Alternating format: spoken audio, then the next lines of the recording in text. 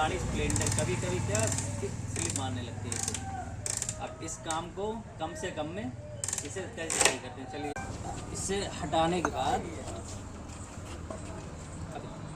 अब कम पैसों में जुगाड़ कैसे करने, किसी के पास पैसे नहीं है तो सिर्फ एक प्लेट के जरिए से आप इसका अच्छा खासा पिकअप और किक जो स्लिप मारे तो उसके प्रॉब्लम सॉल्व कर सकते हैं। तो एक प्लेट बढ़ाने से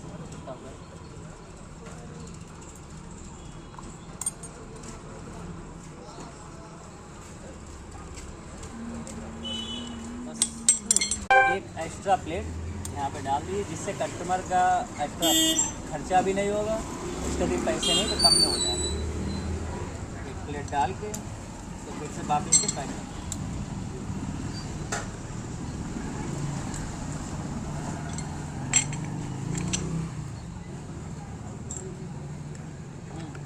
काट दो।